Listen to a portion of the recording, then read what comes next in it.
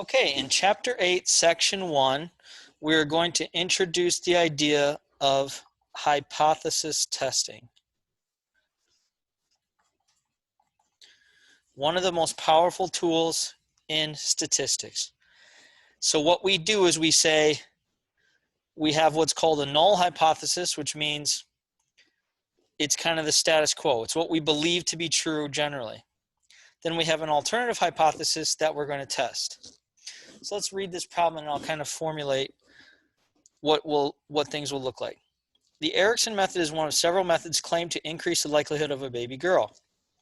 In a clinical trial, results could be analyzed with a formal hypothesis test with the alternative hypothesis of P, the proportion of girls, being greater than 50%, which corresponds to the claim that the method increases the likelihood of having a girl, so that the proportion of girls is greater than 0.5. If you have an interest in establishing the success of the method, which of the following p-values would you prefer? 0.999, 0.5, 0.95, 0.05, 0.01, 0.001. Why? So there's a lot to unpack here, so let's see what all these different terms they're throwing out here mean.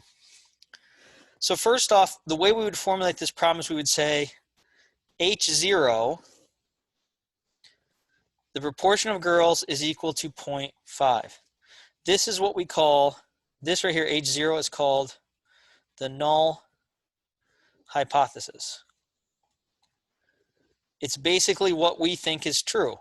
We basically think that generally the proportion of boys and girls is equal around 50%. The alternative in this problem, so we call it HA, is that the proportion of girls is greater than 0.5. This is called the alternative hypothesis.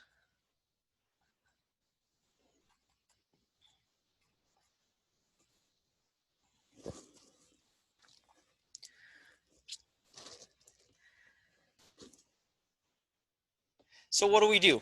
In this case, we're trying to test this method of birth to try to control gender.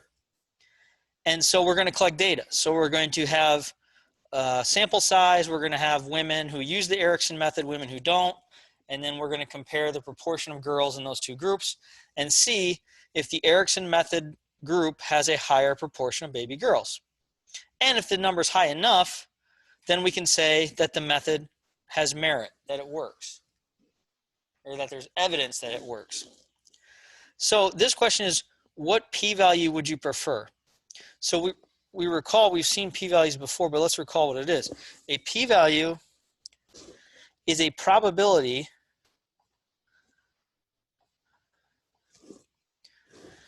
that your evidence could happen by chance.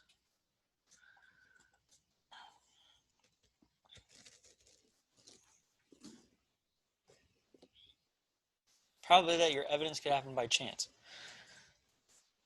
So if I have a high p-value, that means, oh, I've got this evidence that the Erickson method works. Well, a high p-value says that there's a high probability that that evidence could have just happened by chance, that there's nothing to do with the method. It just could have happened that way. So what we want generally is we want, depends on the test.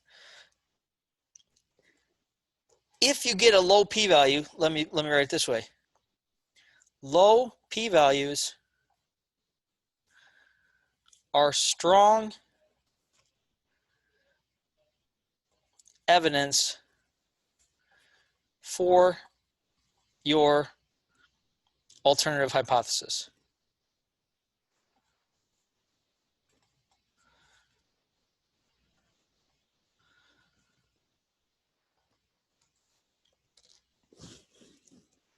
Low p-values are strong evidence for your alternative hypothesis, which basically says there would be a small probability that your evidence could have happened by chance.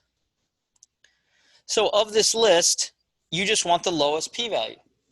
So it's got to be 0.001.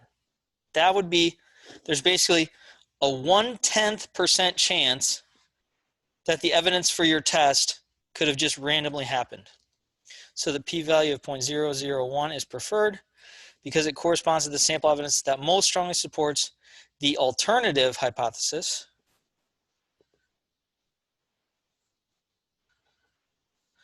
So these p-values will always be attached. No, I shouldn't say that either. They're often attached to the alternative hypothesis because that's the thing we're interested in either supporting or not supporting.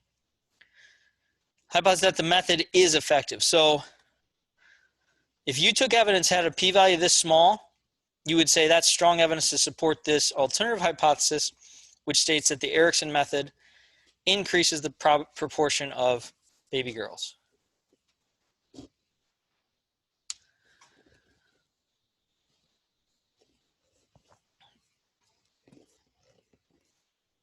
One thing we can state here is, actually let me state that in the second problem.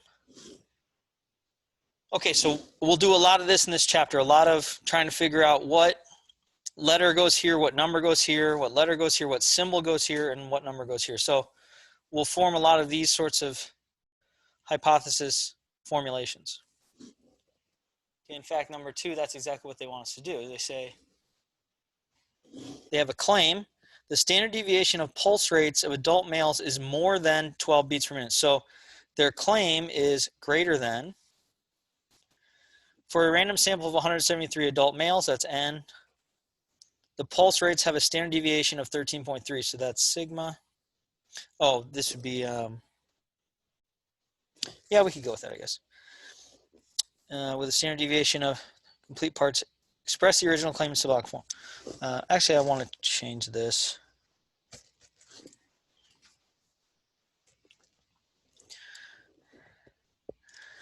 This is technically an S, a standard deviation of a sample. Express the original claim in symbolic form. So the original claim is that the standard deviation of pulse rates of adult males. So notice, standard deviation of all adult males would be a sigma because it's a population symbol. So they're saying sigma greater than 12. That's their claim. And we have all these options down here you can pick from. So you don't have to just know these things. You can have a choice down here. Identify the null and alternative hypothesis. So here's the thing. These two symbols will always match. So if this one's a sigma, this one's a sigma. And these last numbers will always match. So if this is a 12, this is a 12, this is a 12. Here's another easy one. The null hypothesis of the H0 always uses an equal sign. So equal sign here, equal sign here. You'll always use an equal sign with your H0. And then the only other thing to know is that the alternative is the greater than symbol. So a lot of these answers fall out if you get one of them right, because so much of it matches.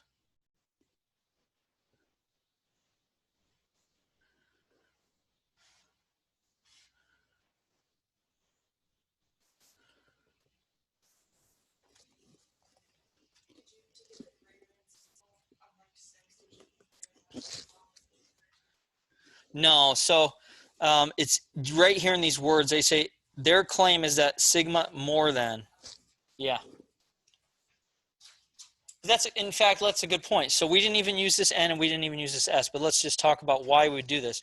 So their claim is that the standard deviation of pulse rates is more than 12. So they need to then talk to people. They need to take measurements to try to prove that right. So they talked to 173 adult males. They took their pulse rates, and they found a standard deviation of 13.3. Now, 13.3 is greater than 12. But you'd have to do a p-value calculation to see if it's big enough. So you'd have to find out what's the p-value for their test to see. Typically 0.05 is the cutoff. If it's smaller than 0.05, then we would support their claim. Okay, so let's look at 3.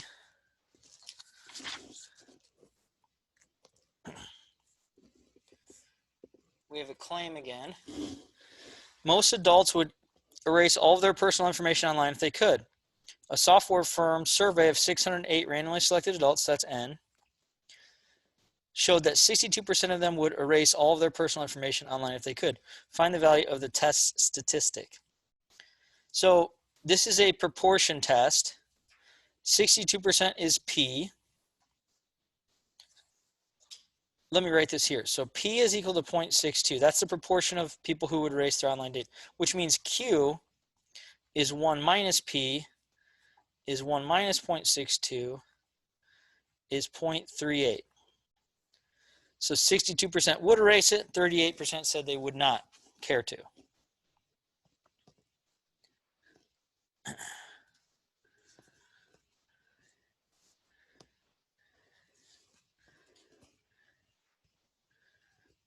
So the value of the test statistic,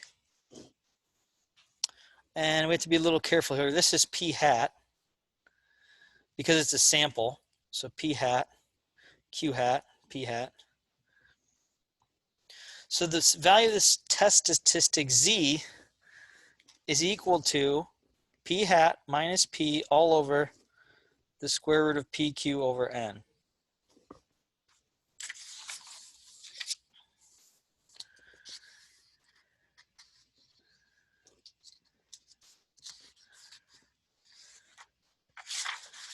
Okay.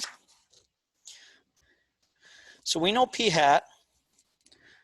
The tricky part about this problem is we don't know P or Q. So this is where it's a little tricky.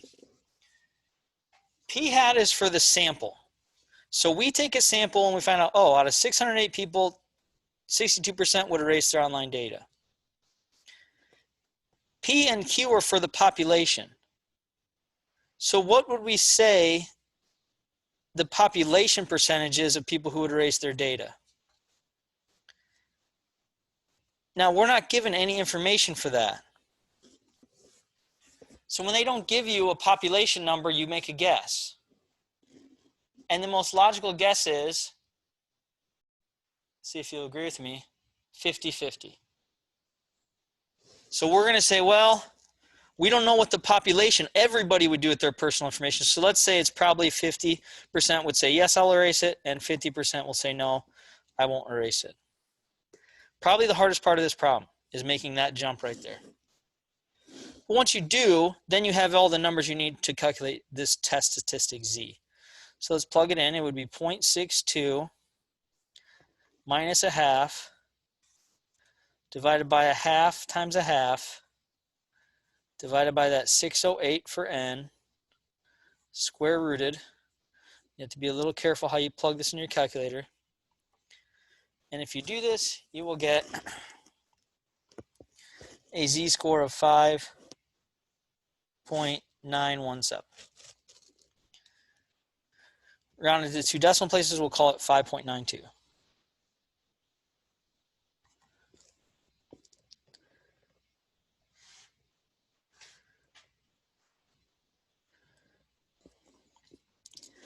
Now, typically, this is only the beginning of the problem because then we would try to find a p-value for this z-score, and then we would compare that p-value to our critical, like our cutoff value, and then we'd make a claim. But in this one, they just want you to calculate the test statistics. So that's all there is to that one.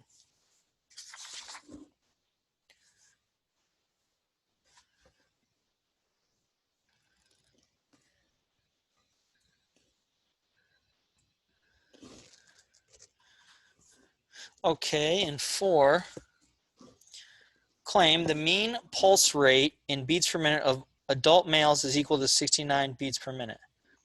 For a random sample of 144 adult males, the mean pulse rate is 70.1 beats per minute, and the standard deviation is 11.5 beats per minute. Find the value of the test statistic. So notice here we know the mean pulse rate for all men. So we know mu, the mean of the population, is 69 beats per minute. Our sample size is 144, so that's N. The mean pulse rate of the sample is 70.1, so that's an X bar value. Mean of a sample, 70.1. And the standard deviation, S, for the sample is 11.5. Now, this is where we have to lean on what we learned in Chapter 7. So in chapter 7, we talked about 2 different ways to handle means. One was a z-score, and one was a t statistic. And you'll recall, maybe, hopefully, that if sigma is known and n is bigger than 30, we can use the z statistic. If sigma is not known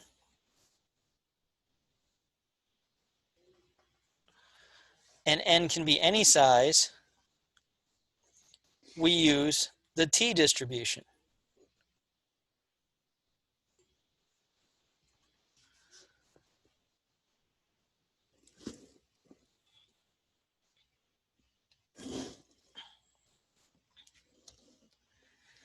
In this problem, n is bigger than 30, but notice I never wrote down sigma.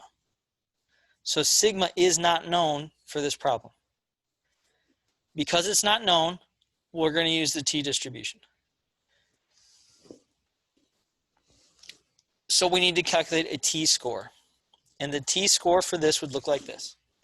You take your sample mean, you subtract the population mean, you divide by the sample standard deviation, which is also divided by the square root of n. And we know all 4 of those things. So we plug it all in. X bar is 70.1, mu is 69, S is 11.5, and n is 144, square rooted. And again, if you're careful on how you type this in your calculator, you should get t is equal to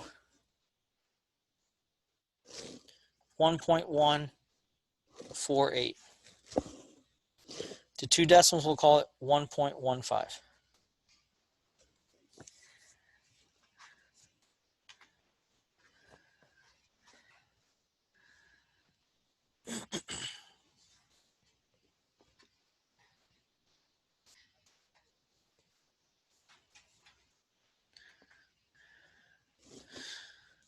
Okay, so that one.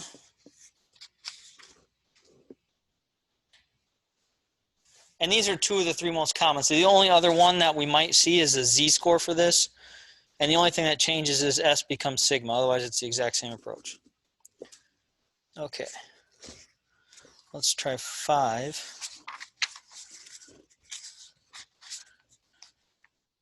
Wish I had more room for some of these.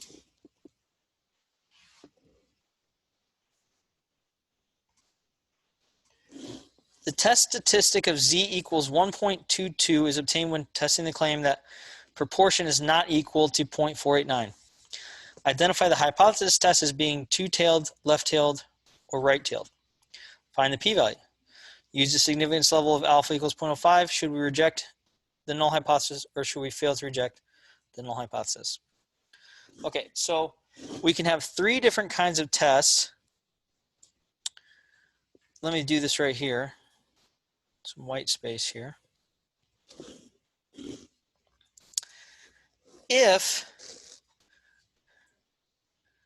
So as I said, the H naught will always have an equal sign with it. But HA, the alternative, could have a greater than symbol, a less than symbol, or a not equal. So you could test 3 different things in your alternative hypothesis. If you have a greater than symbol, what you're saying, and I had talked about this back in chapter 7 as well. If you use a greater than symbol, what you're saying is if your answer is wrong, it's probably going to mean that the real number's higher. So this would be what it looks like for a greater than symbol. It's a single-tailed test, and it's a right-tailed test. Conversely, if you use a less than symbol, that means if you believe that if your answer is wrong, the true answer is going to be smaller than what you think. It's also a one-tailed test, and it's a left-tailed test. So these 2 are both one-tailed test.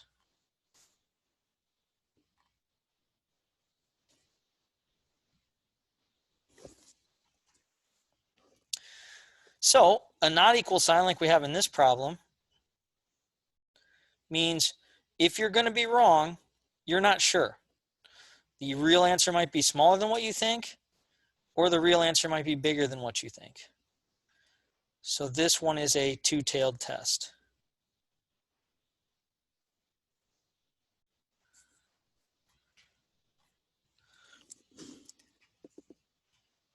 And so you just need to know your symbol.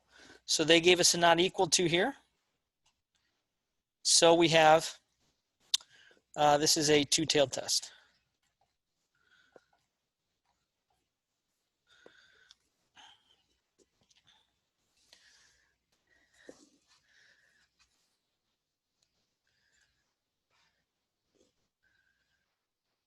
Okay, so now they want us to find the p-value. The p-value is the area of these tails. So the p-value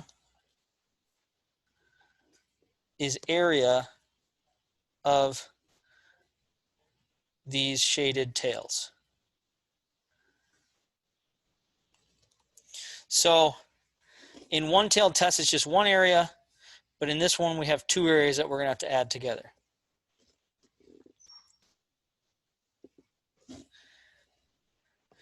And let's get practice writing the null and alternative hypothesis too. So for this problem, your null hypothesis would be this. P, so if they use P for this alternative, then it's going to be P for the null. We always said the null was equal to. If they use this number for the alternative, we would use that number for the null. So our alternative is what they're claiming. P is not equal to this number.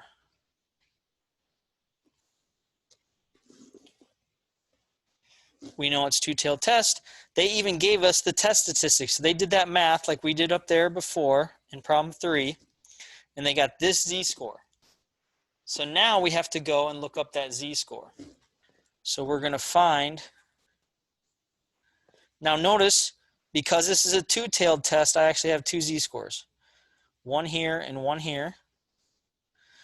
This one is at 1.22. This one's at minus 1.22. So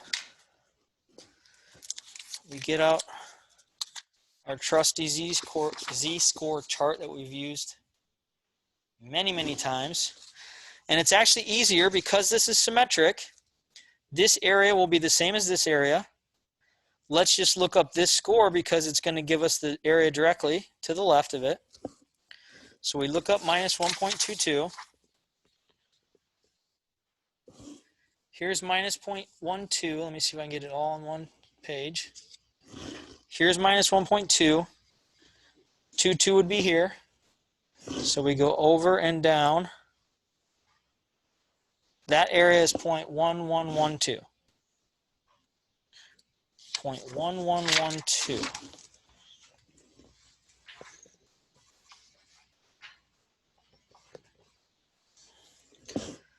And again, because this is symmetric, this will also have an area of 0.1112. So the p-value is just these two areas added together. So the p-value is equal to 0.1112 plus 0.1112, which is 0.2224. Rounded to 3 decimals, we'll call it 222.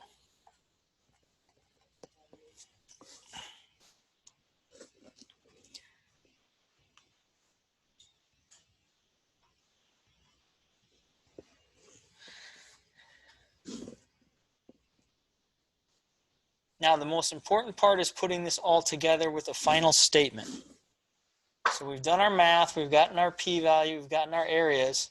This is the last most critical part. You're going to do this conclusion. If your p-value is ever less than the alpha, so a significance level that we pick, so our significance level is 5. And you'll remember, if we have an alpha of 0.05, that means our confidence level was 0.95. So this means I'm 95% confident in my answer, which means there's 5% where I could be wrong. So if your p-value is less than this alpha, then you reject the null hypothesis. And since p-value is probability that our evidence occurred by chance, this is basically saying the probability that your evidence you have occurring by chance is so small that it's going to support the alternative hypothesis. So we reject H0 and we support the null hypothesis. We support your evidence. If the p-value is greater than alpha, we fail to reject H0. We do not support the alternative.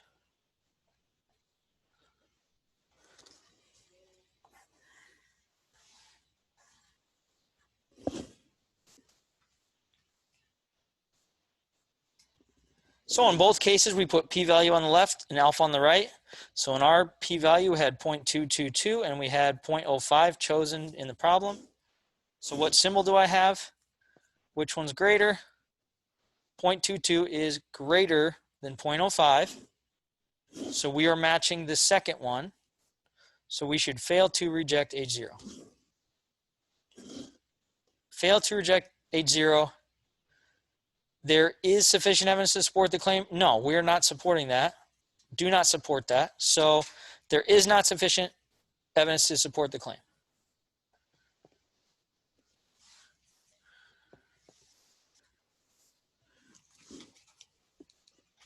Any questions there? Because that's pretty much the critical problem for this section. If we can understand all aspects of that problem, we'll be very well positioned to do the rest.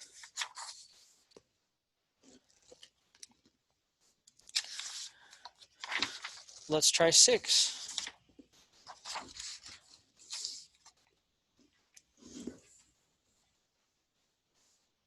Test statistic of Z is negative 2.89. Is obtained when testing the claim that P is equal to 1/6. Use a significance level of alpha equals 0.10.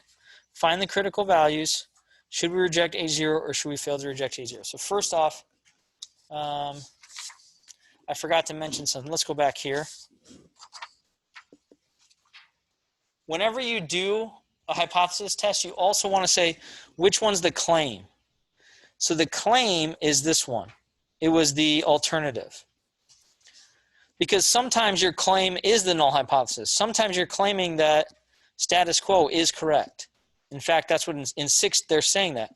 In 6 they're going to claim H0, not HA. So let's go back and do 6 and we'll just see what I'm talking about here.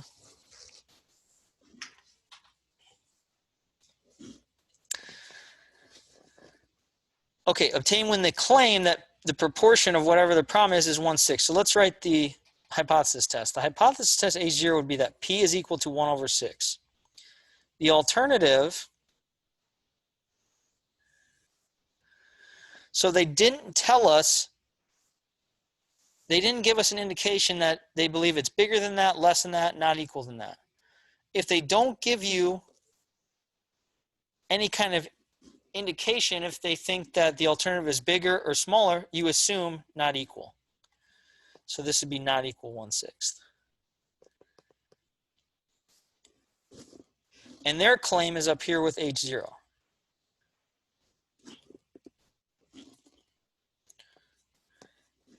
So now we make a drawing. We say, okay, here's the normal curve. Their test statistic with Z is equal to minus 2.89, which is over here. But because it's two-tailed, there's also going to be one over here at positive 2.89.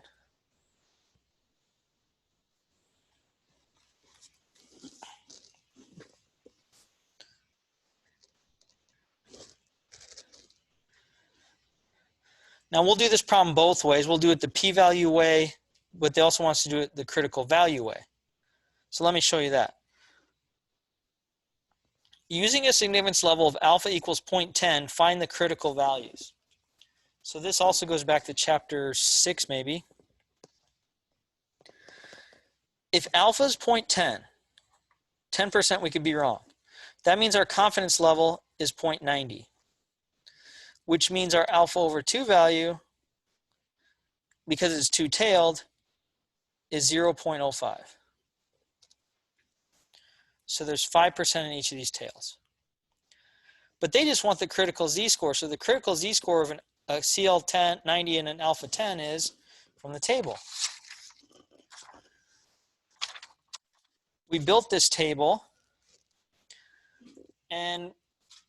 or it's on your Z chart in the back of your notes.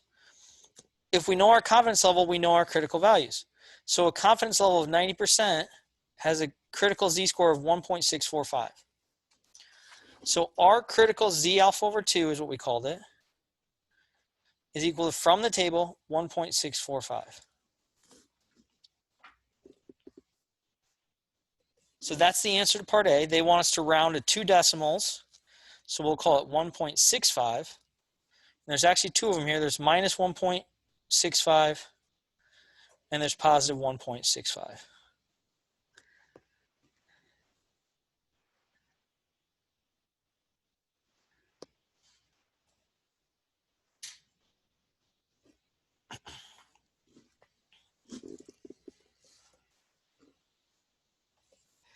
Now these critical ones are actually easier to do, because here's what you would say. You have 2 cases for a two-tailed test. First, you identify your z alpha over 2 value and your minus z alpha over 2 value.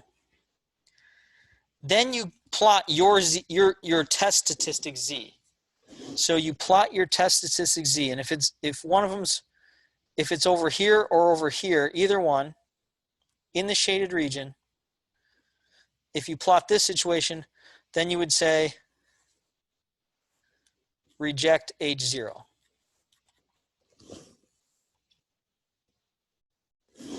The other case is this one. You have your z alpha over 2 values and minus z alpha over 2, and those form the shaded region where I could be wrong. If you plot your critical z-scores and they're anywhere in this region here, outside of the shaded region, anywhere in this chunk here, then you fail to reject H0.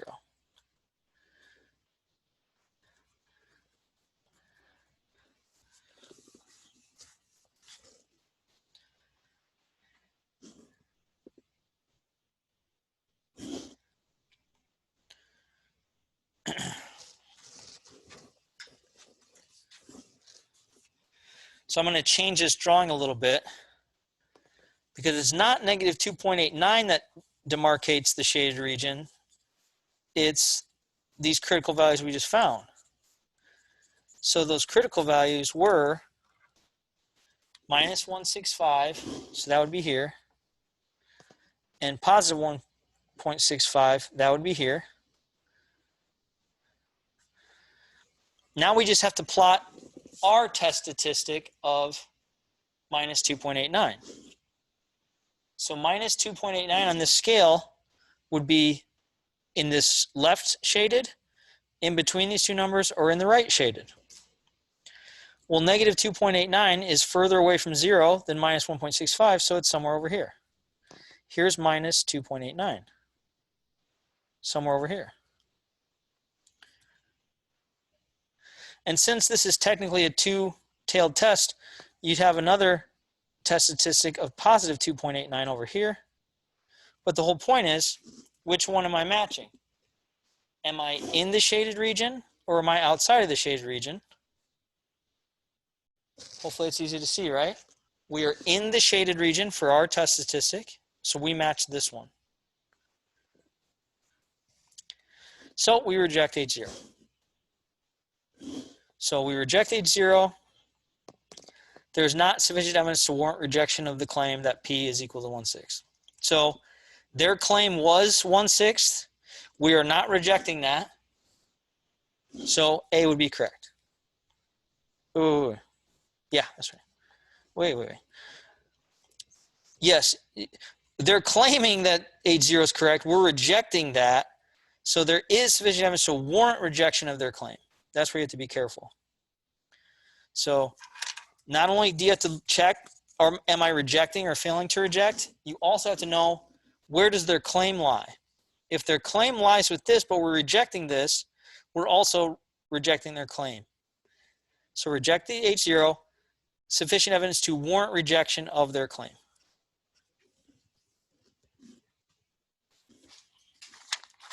And these can get a little wordy because in hypothesis testing, we never prove anything. We're just rejecting hypothesis, failing to reject hypothesis, supporting claims, or not supporting claims. So it's almost like kind of lawyer speak. We're not proving anything necessarily, but we're just using statistics to support or not support hypotheses. Okay, 7. Identify the type 1 error and type 2 error that corresponds to the given hypothesis. The proportion of people who write with their left hand is equal to 0.34. So they are saying H0 in this case would be proportion P of left-handers is 0.34. The alternative, since they didn't give us any indication of a claim or anything that says it's more than that, less than that, we would assume just it's not equal to 0.34.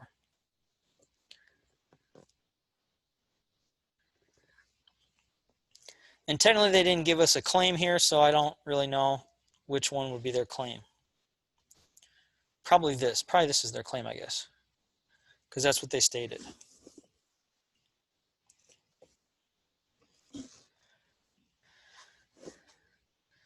So let's go all the way down here and form a table. We've actually formed this table before, but it doesn't hurt to see it twice. So I have two situations. I can have the true state of things. And then I can have two situations. I'm rejecting H0, or we fail to reject H0.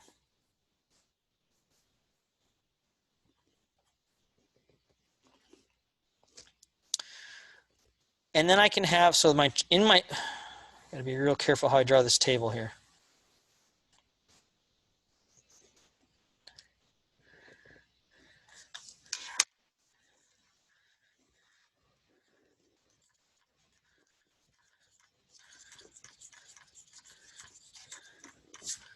Okay, so in my true state, I can have two situations. H0 was true, or is true. Or H0 is false. So here's my true state. One of these two.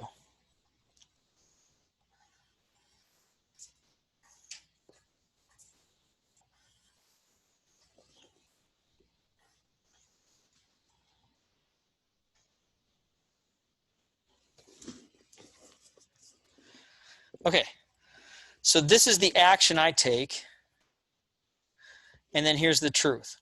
So my action is I reject H0, but H0 is true. So notice I screwed up here. I made a mistake. I rejected it, but the true state was it was true. That's called a type 1 error.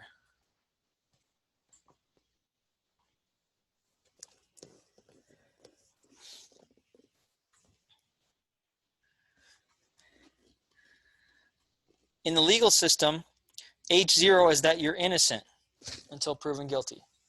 This would be the person was innocent, but I rejected that. They just went to jail. So this is the innocent person in jail.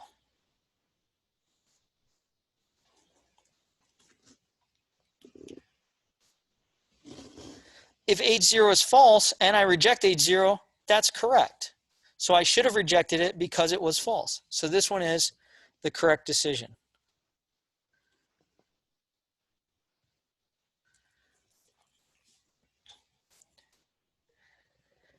In this box, if I fail to reject H0 and H0 was true, well, if by failing to reject it, I support it and it was true, so that's also a correct decision.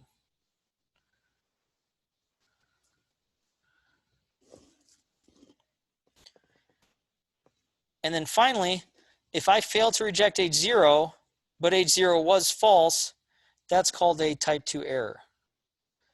So I should have rejected it, but I didn't. Type 2 error. That's maybe, well, depends on where you sit. Maybe the scarier one in our system. That's the guilty person is free.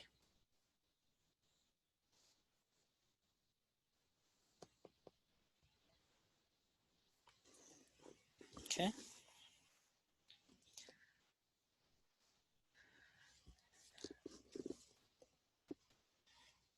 Now here's the nice thing. We can decide how many innocent people we're going to put in jail by picking alpha. So the probability of a type 1 error is equal to alpha, that significance level that we've been talking about for several chapters now. So if my confidence level is 95%, my alpha is 5%, that means in general, we'll imprison about 5% of people who are actually innocent. 5% of the people we imprison will actually be innocent. Now the probability of a type 2 error of letting the guilty person go free is equal to beta. And that's a term that we'll talk about later in a future, actually we'll talk about it in the next problem. So let's just hold on to that for a second. But we have enough here to answer problem 7.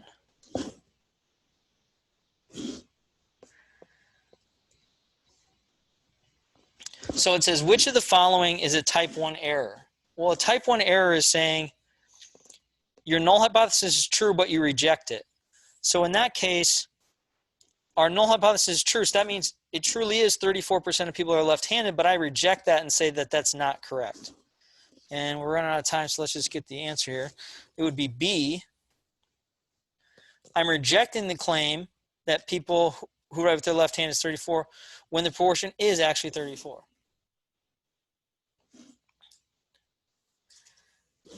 The type 2 error would be the true proportion of people who write with their left hand is not 34%, but I think it is.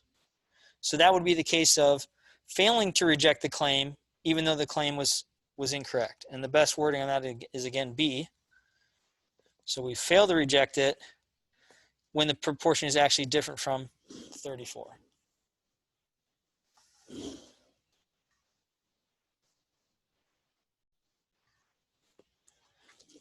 So in this one we rejected, but it was true. In this one we failed to reject it, even though it was false.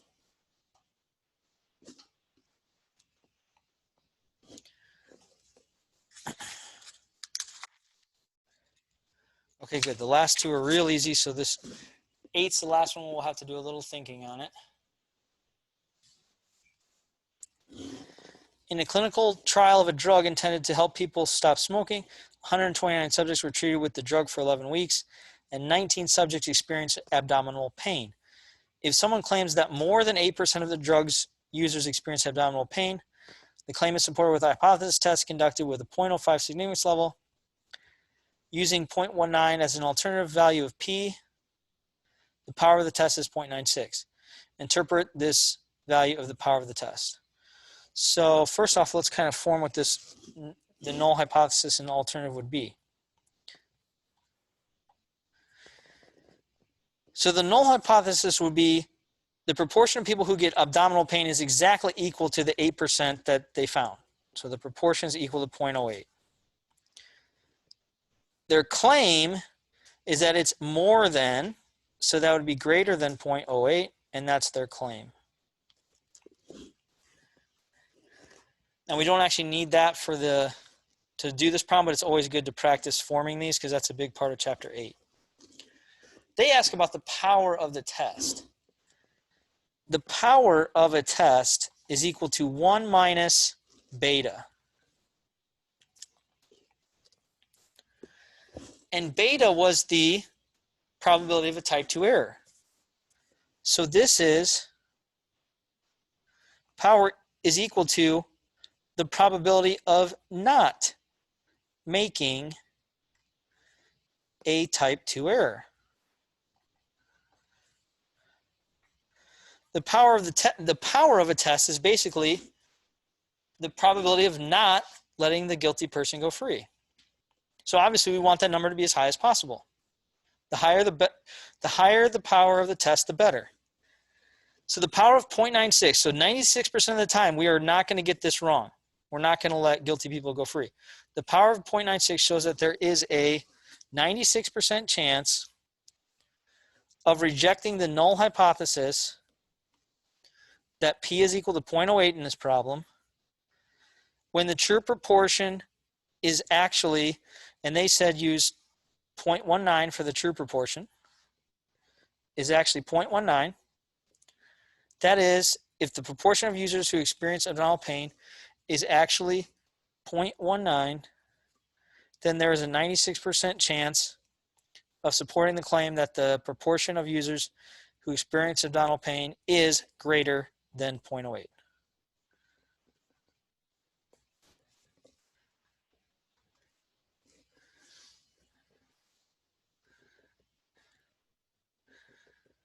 And I don't have enough time to go into that problem more, so you might want to read those answers carefully later on and make sure that it makes sense to you.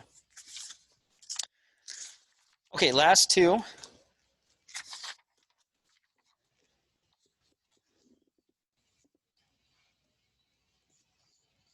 The blank hypothesis is a statement that the value of a population parameter is equal to some claimed value. So which one always use the equal sign? The null. We always use the equal sign with the null hypothesis. Last problem. Which of the following is not true about the tails in a distribution? The tails in a distribution are the extreme critical regions bounded by the critical values. That's true. We saw that in the drawing. The inequality symbol in the alternative hypothesis points away from the critical region. That is not true. So the answer is B. The symbol not equal is used. That's true. The critical region left tail test is the extreme left tail. That's true. And that will complete section 8.1.